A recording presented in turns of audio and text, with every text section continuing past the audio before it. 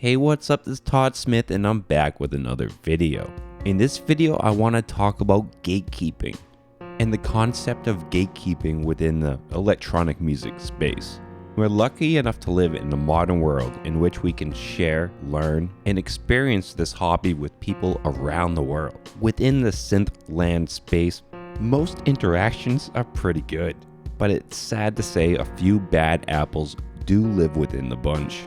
And I'm pretty sure almost everybody has seen some form of gatekeeping within the synth land at some point. This all came about when I was creating my last video talking about small synths. I actually touch on the first topic I'm going to briefly touch on again right now.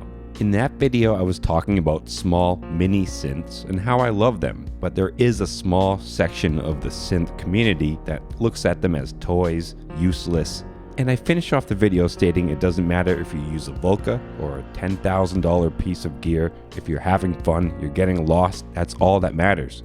All things have value to various individuals.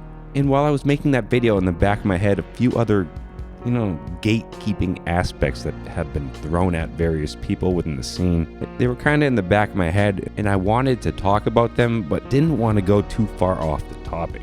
And moving into another thing I really see within the gatekeeping world, there is a side of Synthland that really thinks everything in the studio needs to be an original of something that was used on a hit album. And ultimately, they kind of have the mindset that if you didn't make anything that hasn't been on the radio, you have no value. It's definitely a mindset I just really can't agree with and don't understand at all. Another major form of almost gatekeeping, I would say, is focused around brands.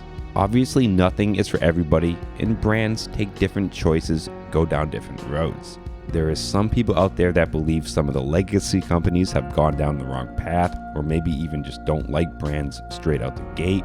We live in a world of opinions, and obviously everybody's going to have various opinions on product. Me, I see all brands as pretty much the same, and it's up to the user to find what works for them. People are very fast to tell you their opinion and what works for them in this world, and they think that's the only way, when in reality, we're all different. Nobody's the same. We have various tools for various reasons. We have more tools than ever before. We have more options than ever before, and we should be happier than ever. I'm really glad that this hobby is growing, that people are gaining access to the tools that are needed. Well, that is my mindset on the common gatekeeping topics in Synthland. I would love to know your opinion, and as always, stay positive, stay creative, support each other, and peace.